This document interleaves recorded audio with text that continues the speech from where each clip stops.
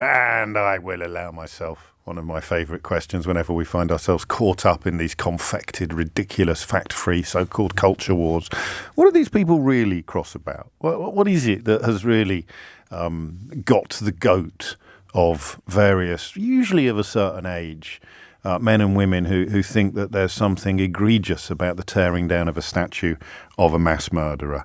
12,000 children, incredibly, were part of Colston's active role in the enslavement of 84,000 Africans, 19,000 of whom died en route to the Caribbean and America. So what possible rationale can there be for people objecting to the idea that if the authorities can't be relied upon to excise a hate crime like that, then it falls to the citizenry? And equally, give me a ring and tell me why you don't like trial by jury. There's a phrase, even in Brexit Britain, I never thought I'd actually say out loud, but here we are. I look forward to tomorrow's newspaper columns. What is it about trial by jury that really winds you up? 0345 60 973 is the number that you need. But we I think, focus upon the suggestion for good people who have struggled to understand. I think I would somewhat arrogantly put myself in that category. I was surprised by the verdict. It seemed to me clear that they had pulled down the statue and tossed it in the dock in Bristol. But the understanding of what the jury were led to conclude, if you read the actual detail of the court case, and that there was a journalist for an organisation in Bristol called 24/7 who provided some excellent threads on Twitter, but obviously now the verdict has dropped, you can find more detailed threads.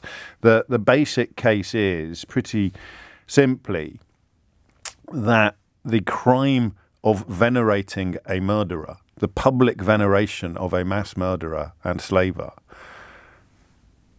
is a much, much greater crime than the pulling down of the statue. So it will probably fall apart like a cheap suit, but run if you want with my suggestion for people struggling to understand how this happened, my suggestion that it is as if you intervened to prevent a serious crime, but in so doing, you committed a less serious crime, and the jury is asked to decide whether or not your conduct merits a conviction.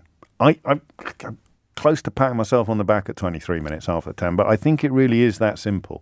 The more I read into the detail of the case and speak to actual expert witnesses, obviously you're free to get your input from Sun columnists who were nowhere near the courtroom, but you've just heard from an expert witness. The more I process that information and that testimony, the more confident I am that this is a case of two wrongs not making a right, if you like. So, or two wrongs even making a right, because you've got a terrible crime, which is the public veneration of a terrible criminal, being solved, if you like, or absolved by the conduct of these four people.